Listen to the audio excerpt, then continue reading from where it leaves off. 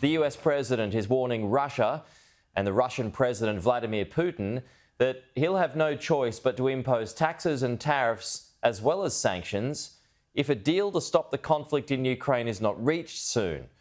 Donald Trump is also demanding an apology from a bishop who spoke at a prayer service yesterday in Washington, D.C. I think we're back to the era of government by Truth Social. We had one late last night against the Bishop of Washington and one this morning, which I'll start with, about Trump's plans for solving the war in Ukraine. It hasn't taken him 24 hours, as he promised on the campaign trail. We still have not seen peace in our time, though we are 24 hours into this presidency. He is tweeting that he will seize some kind of way of doing a deal with Vladimir Putin and hoping that that will persuade him to finish this war. And I'll just read out to you what he has written. I'm not looking to hurt Russia. I love the Russian people and always had a very good relationship with President Putin.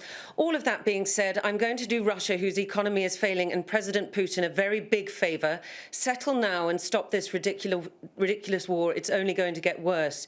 If we don't make a deal, and soon, I have no other choice but to put high levels of taxes, tariffs and sanctions on anything being sold by Russia to the United States and various other participating countries. Now, there is no trade of any significance between Russia and the United States either way since the beginning of this war. There is nothing to tax or put tariffs on that will in any way persuade President Putin to change his behaviour. In the first Trump administration, he boasted over and over again that no one had sanctioned Russia as heavily as he had, and yet President Putin still decided to invade Ukraine, even though President Trump continually says that the war would never have happened if it had been on his watch.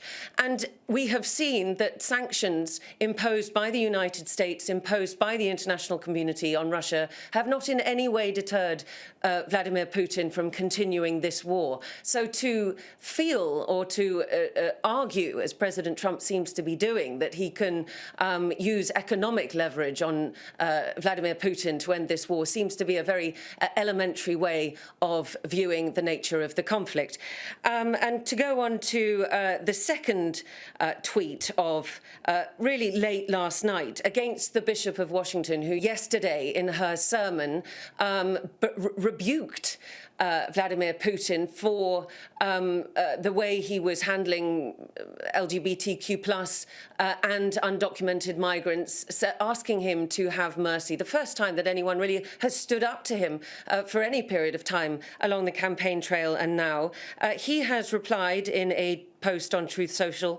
She was nasty in tone and not compelling or smart. She failed to mention the large number of illegal migrants that came into our country and killed people.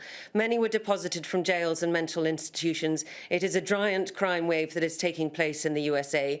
By the way, those numbers are disputed about whether it's undocumented migrants or whether it's actually people born in the USA who are responsible for large levels of crime. But anyway, apart from her inappropriate statements, he continues, the service was a very boring and uninspiring one. She is not very good at her job. She and her church owe the public an apology, which is really calling into question, you know, her theology, saying that she should not be making the kinds of statements that she should. I think it's worth pointing out that not just the Bishop of Washington, but also Pope Francis himself has called Donald Trump's plans to deport undocumented migrants a disgrace.